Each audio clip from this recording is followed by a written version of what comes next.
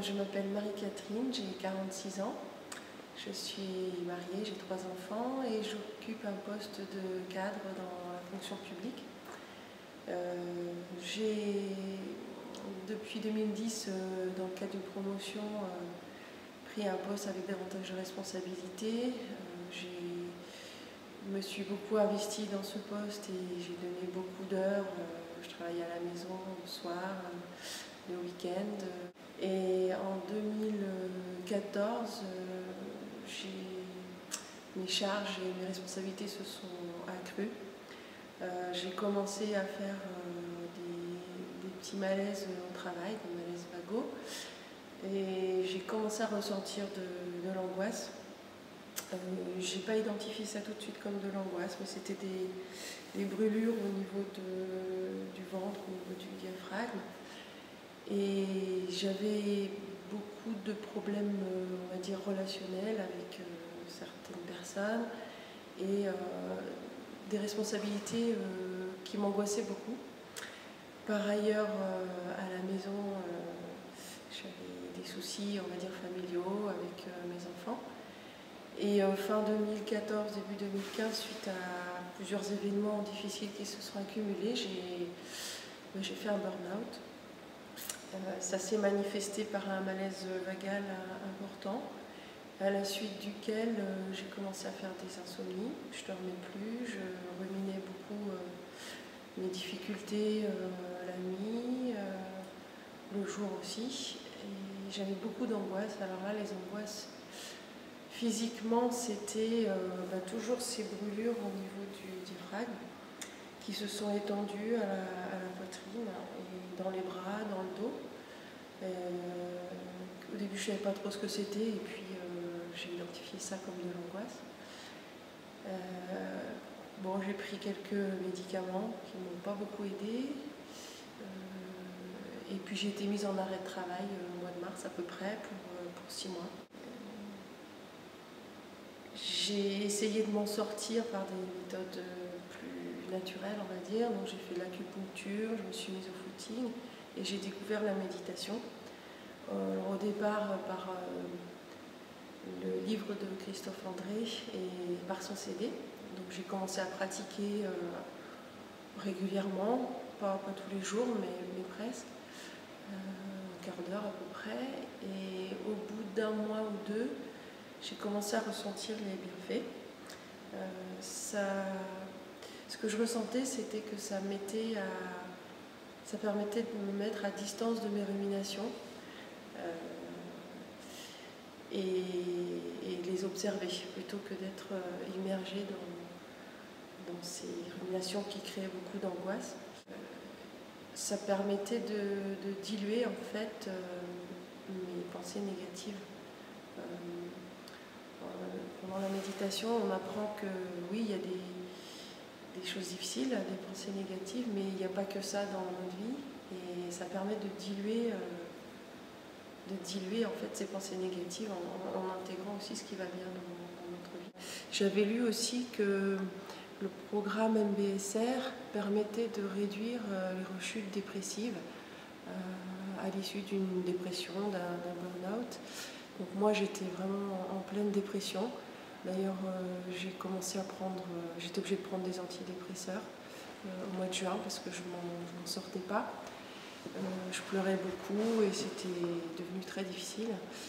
Et donc j'ai vu sur internet qu'il y avait un programme MBSR qui allait démarrer à Caen.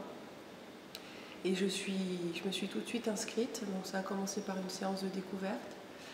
Et ensuite le programme tombait très bien puisqu'il a encadré ma reprise du travail. Donc j'ai repris le travail en mi-temps thérapeutique au mois de fin septembre. Et pour moi c'était un outil qui me rassurait parce que je savais que je pourrais compter dessus pour ma reprise du travail. J'avais très peur de reprendre le travail, j'avais peur du regard des autres, j'avais peur de ressentir les mêmes angoisses au moment où je reprendrais le travail. Donc le programme a démarré pour moi mi-septembre. Je suis donc là quasiment arrivée à la fin du programme et je trouve que ça apporte beaucoup à deux niveaux. Il y a un aspect individuel et un aspect collectif.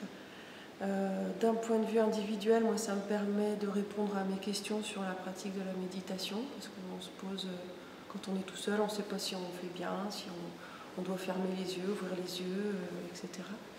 On se juge un peu, donc là, c'est intéressant.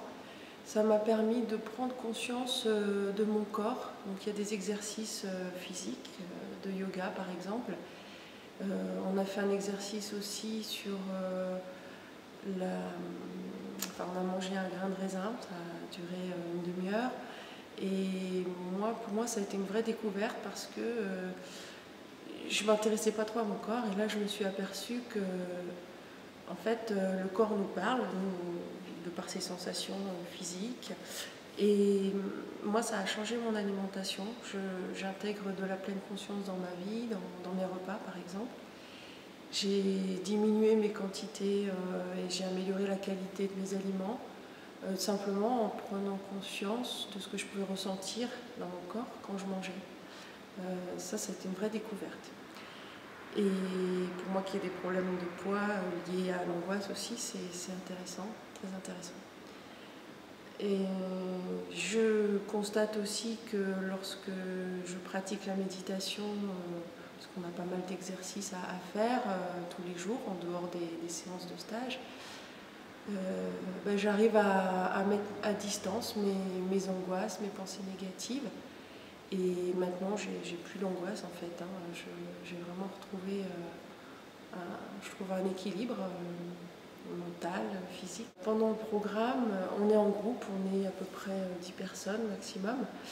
Et l'échange en groupe permet déjà de ne pas se sentir seul dans la pratique. Ça permet aussi c'est une force en fait. On se sent soutenu par le groupe. On apprend de l'expérience des autres. Et les autres personnes arrivent à mettre en mots des choses qu'on ressent mais qu'on n'arrivait pas forcément à avoir en conscience.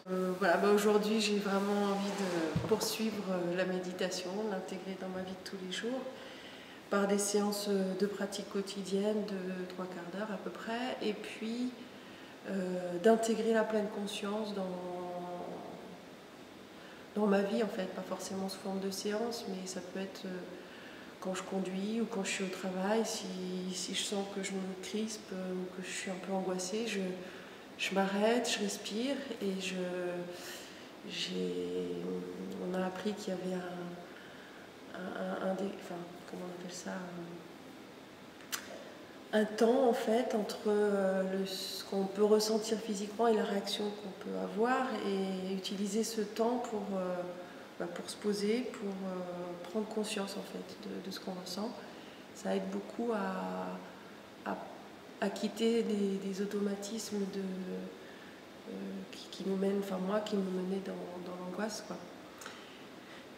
Et donc je souhaite poursuivre en fait, tout simplement, et peut-être même aller vers d'autres stages de méditation en silence, faire des stages d'une semaine par exemple, pour approfondir aussi les choses. Voilà.